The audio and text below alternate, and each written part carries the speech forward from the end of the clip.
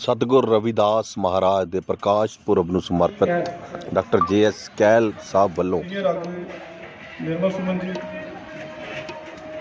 Master दर्शन सिंह जी, मेरी माता सब तो बड़ी माता शीतल कौर जी ते मेरे अपने पिता परम पूज्य पिता सरदार जरनैल सिंह का धन्यवाद करता हूँ। अज मैं साढ़े सारिਆਂ ਦੇ पिता सतगुरु रविदास जी बारे गल करांगा। बहुत ही सिंपल लैंगुएज, बहुत ही सरल तरीके नाल उन्हां दी फिलॉसफी ते उन्हां दे विचार ते उन्हां दी आइडियोलॉजी ते जो साडे समाज च कमियां रह गईयां उहदे बारे 5-7 मिनट गल करांगा। इस तो पहला कि मैं सतगुरु रविदास बारे गल करां, मैं सरदार गुरमीत सिंह जी नूं श्रद्धांजलि लोधीपुर तो सरदार गुरमीत सिंह जी नूं श्रद्धांजलि देना चाहांगा, जिन्हें जोड़े कि कल ही अकाल चलाना कर गए।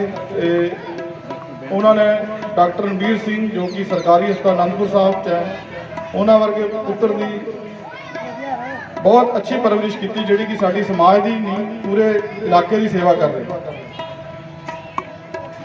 1433 की माघ सुदी 15 दुखियों के कल्याण हित प्रगटे गुरु रविदास। सो अज असी सतगुरु रविदास जी का 635वां जन्मदिन मना रहे हैं।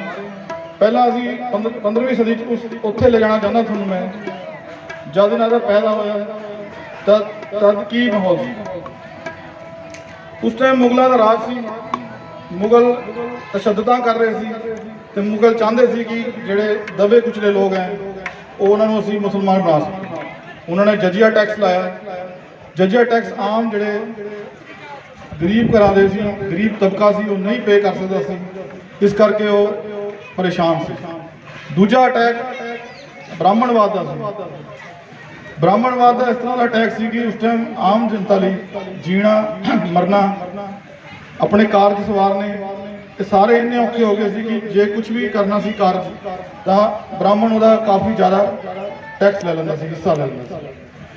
सो सतगुरु रविदास ने एक सेंटर वाला एक तरीका बनाया जिस की जिहड़े दबे कुचला वर्ग है वो हिंदुइज्म छड्ड के मुसलमान वाल भी ना जा सके ते भगती विच लीन हो सके।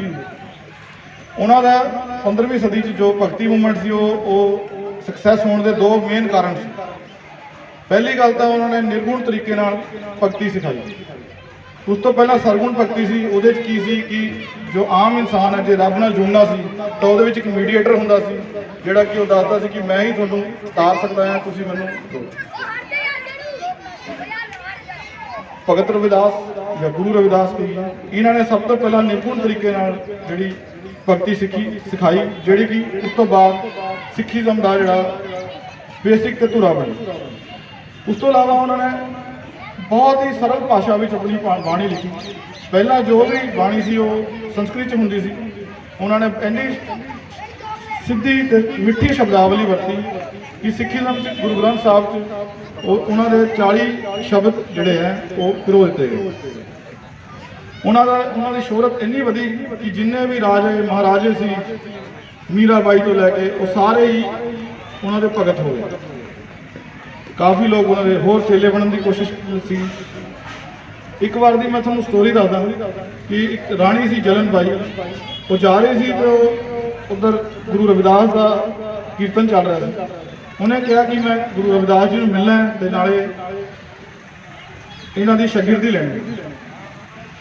वो सतगुरु रविदास को जाती है, वो कहती है कि मैनू अपनी चेली बना लो। सतगुरु रविदास बहुत प्यार ना करते। वो की करती है कि अपनी उंगली की अंगूठी सतगुरु रविदास के चरणों में रख दी है कि मैनू तुसीं किसी तरीके नाल चेली बना लो तो मैं तुहानूं गुरु तारना चाहता। सतगुरु रविदास जी फिर ना करते हैं तो अपनी उंगली की अंगूठी अपनी अंगूठी उतार के महारानी में दे देंगे। इस सिंपल तरीके नाल उन्होंने 2 चीज़ां की। एक तो उन्होंने जो ब्राह्मणवाद उस टाइम हावी सी जिसकी पिंड दान तो लैके जिसकी ये हुंदा सी कि जे कोई किसी ने कोई गुरु धारना है तो फिर उन्होंने दक्षिणा देंदे सी, दक्षिणा वाला काम तोड़िया। दूसरा उन्होंने दस्सिया कि कीर्तना सब कुछ होना। सतगुरु रविदास सब तो पहले जो भगती मूवमेंट के जोड़े गुरु सी जिहड़े कि नाल कीर्त करते रहे। किरत के नाल ही उन्होंने ਭਗਤੀ ਕੀਤੀ। ਇੱਕ ਵਾਰ ਬਹੁਤ ਹੀ ਕੋਈ ਸ਼ੁਭ ਦਿਹਾੜਾ ਸੀ, ਸਾਰੇ ਉਹਨੂੰ ਕਹਿੰਦੇ ਕਿ ਚਲੋ ਜੀ ਗੰਗਾ 'ਚ ਨਹਾਉਣ ਚੱਲਦੇ। ਸਤਿਗੁਰੂ ਰਵਿਦਾਸ ਕਹਿੰਦੇ ਆ ਕਿ ਨਹੀਂ, ਗੰਗਾ 'ਚ ਮੈਂ ਨਹਾਉਣ ਨਹੀਂ ਜਾਣਾ ਅੱਜ, ਕਿ ਅੱਜ ਮੈਂ ਇੱਕ ਜੁੱਤੇ ਬਣਨ ਦੀ ਸਾਈ ਲਈ ਹੋਈ ਹੈ ਤੇ ਮੈਂ ਜੁੱਤੇ ਸ਼ਾਮ ਤੱਕ ਦੇਣੇ ਹੀ। ਇਸ ਤੋਂ ਉਹਨਾਂ ਨੇ ਇਹ ਦੱਸਿਆ ਕਿ ਸਾਨੂੰ ਕਿਰਤ ਪਹਿਲਾਂ ਹੈ ਤੇ ਕਿਰਤ ਹੀ ਸਾਡੀ ਭਗਤੀ ਹੈ। ਸਾਨੂੰ ਭਗਤੀ ਕਰਨ ਲਈ ਕੋਈ ਵਿਚੋਲੀਏ ਦੀ ਲੋੜ ਨਹੀਂ ਹੈ। ਤੇ ਸੇਮ ਜਿਹੜਾ ਕਨਸੈਪਟ ਹੈ ਉਹ ਸਿੱਖੀਜ਼ਮ 'ਚ ਆਇਆ, ਜਿਹੜਾ ਕਿ ਨਿਰਗੁਣ ਤਰੀਕੇ ਦੀ ਭਗਤੀ ਸੀ, ਜਿਹੜੀ ਕਿ ਸਿੱਖੀਜ਼ਮ 'ਚ ਜੋ ਰਾਮ ਦੀ ਗੱਲ ਕਰਦੀ ਹੈ ਜਾਂ ਕ੍ਰਿਸ਼ਨ ਦੀ ਗੱਲ ਕਰਦੀ ਹੈ ਉਹ ਬਿਲਕੁਲ ਅਲੱਗ ਸੀ। ਗੁਰੂ ਅਰਜਨ ਦੇਵ ਜੀ ਨੇ, ਗੁਰੂ ਰਾਮਦਾਸ ਜੀ ਨੇ ਵੀ ਉਹਨਾਂ ਦੀ ਬਾਣੀ ਜਿਹੜੀ ਇੰਨੀ ਮਿੱਠੀ ਬਾਣੀ ਗੁਰੂ ਗ੍ਰੰਥ ਸਾਹਿਬ 'ਚ ਲਿਖੀ। ਇੱਕ ਤੋਂ ਪੜਾ ਹਾਂ, ਰਵਿਦਾਸ ਚਮਾਰ ਉਸਤਤ ਕਰੇ ਹਰ ਕਿਰਤ ਨਿਮਕ ਇੱਕ ਗਾਏ, ਪੜਤ ਜਾਤ ਉਦਮ ਪਿਆ ਚਾਰ ਵਰਨ ਪਏ ਪਗਾਏ। ਕਿ ਰਵਿਦਾਸ ਜੀ ਨੇ ਇੰਨੀ ਬਾਣੀ ਪੜ੍ਹ ਲਈ ਵੀ ਚਾਰੋਂ ਜਿਹੜੇ ਵਰਨ ਸੀ ਉਹਨਾਂ ਦੇ ਪੈਰੀ ਪੈ ਜਾਂਦੇ ਸੀ। ਸੋ ਇੰਨੇ ਮਹਾਨ ਸੀ ਸਤਿਗੁਰੂ ਰਵਿਦਾਸ। ਪਰ ਜੇ ਮੈਂ 1500ਵੀਂ ਸਦੀ ਤੋਂ ਹੁਣ ਤੱਕ ਆਵਾਂ ਤਾਂ ਥੋੜਾ ਜਿਹਾ ਸਮੀਕਰਨ ਕਰਨਾ ਚਾਹੁੰਦਾ ਹਾਂ ਕਿ ਜੇ ਇੰਨਾ ਅੱਛਾ ਸੀ ਸਿਸਟਮ ਤੇ ਅੱਜ ਕੀ ਵਿਗੜ ਗਿਆ।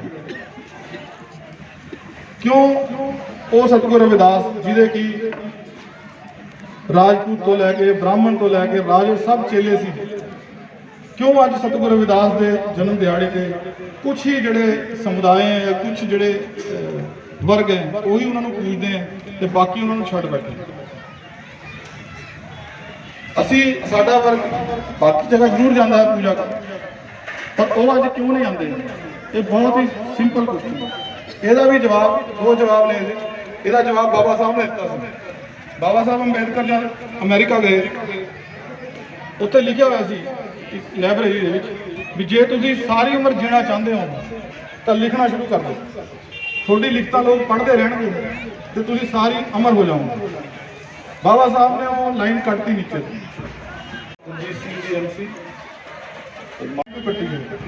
ਉਹ ਕਹਿੰਦੇ ਜੀ ਇਹ ਲਾਈਨ ਪੂਰੀ ਨਹੀਂ ਹੈ।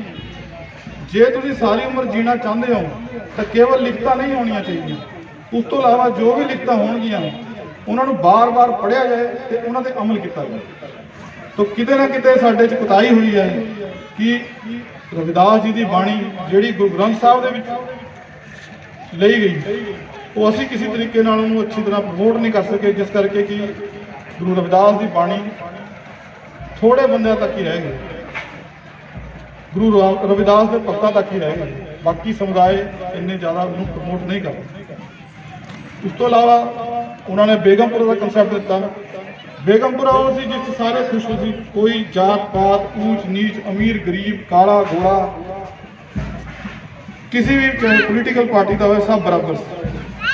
ਮੈਂ ਅਖੀਰ ਵਿੱਚ ਇਹ ਕਹਿਣਾ ਚਾਹੁੰਦਾ ਹਾਂ ਕਿ ਜੇ ਅਸੀਂ ਦੁਬਾਰਾ ਬੇਗਮਪੁਰਾ ਬਾਰੇ ਸੋਚਣਾ ਹੈ ਜਾਂ ਬੇਗਮਪੁਰਾ ਬਣਾਉਣ ਬਾਰੇ ਜੋ ਸਤਿਗੁਰੂ ਰਵਿਦਾਸ ਨੇ ਸਾਨੂੰ ਟੀਚਾ ਦਿੱਤਾ ਸੀ, ਤਾਂ ਅਸੀਂ ਛੋਟੀ ਛੋਟੀ ਗੱਲਾਂ 'ਚ, ਜਿਸ ਤਰ੍ਹਾਂ ਕਿ ਉਹ ਗੁਰੂ ਸੀ ਜਾਂ ਭਗਤ ਸੀ ਜਾਂ ਉਹਨਾਂ ਦੀ ਮੌਤ ਕਿੱਦਾਂ ਹੋਈ, ਇਹ ਸਾਰੀ ਚੀਜ਼ਾਂ 'ਚੋਂ ਨਿਕਲ ਕੇ ਸਤਿਗੁਰੂ ਰਵਿਦਾਸ ਦੀ ਜਿਹੜੀ ਬਾਣੀ ਹੈ ਉਹਨੂੰ ਅਸੀਂ ਪੜ੍ਹੀਏ, ਉਹਨੂੰ ਅਸੀਂ ਡੀਕੋਡ ਕਰੀਏ। ਉਹਨੂੰ ਅਸੀਂ, ਉਹ ਕੇਵਲ ਸਾਡੇ ਸਮਾਜ ਲਈ ਨਹੀਂ ਹੈ, ਉਹ ਸਾਰੇ ਸਮਾਜ ਲਈ ਹੈ, ਉਹਨੂੰ ਡੀਕੋਡ ਕਰੀਏ। ਉਹਨਾਂ ਨੇ ਕਿਹਾ ਕਿ ਮੂਰਤੀ ਪੂਜਾ ਨਹੀਂ ਕਰਨੀ ਹੈ, ਮੂਰਤੀ ਪੂਜਾ ਜਿੱਥੇ ਵੀ ਹੋ ਰਹੀ ਹੈ ਗੁਰੂ ਰਵਿਦਾਸ ਜੀ ਦਾ ਖੰਡਨ ਕਰੀਏ। ਜੋ ਵੀ ਉਹਨਾਂ ਨੇ ਬਾਕੀ ਵਹਿਮਾਂ ਭਰਮਾਂ ਪਖੰਡਾਂ 'ਚੋਂ ਸਾਨੂੰ ਕੱਢਿਆ ਹੈ, ਕੱਢਣ ਦੀ ਕੋਸ਼ਿਸ਼ ਕੀਤੀ ਹੈ, ਉਹਨਾਂ 'ਚੋਂ ਜੇ ਸਾਨੂੰ ਲੱਗਦਾ ਅਸੀਂ ਦੁਬਾਰਾ ਫਸ ਰਹੇ ਹਾਂ, ਉਹਨਾਂ 'ਚੋਂ ਬਾਹਰ ਨਿਕਲੀਏ, ਸੱਚੇ ਸਿੱਖ ਬਣੀਏ, ਸੱਚੇ ਰਵਿਦਾਸੀਏ ਬਣੀਏ, ਤਾਂ ਹੀ ਬੇਗਮਪੁਰਾ ਬਚ ਸਕਦਾ ਹੈ। ਜੈ ਭੀਮ, ਜੈ ਭਾਰਤ, ਜੈ ਗੁਰਦੇਵ, ਧੰਨ ਗੁਰਦੇਵ। ਵਾਹਿਗੁਰੂ ਜੀ ਕਾ ਖਾਲਸਾ, ਵਾਹਿਗੁਰੂ ਜੀ ਕੀ ਫਤਿਹ।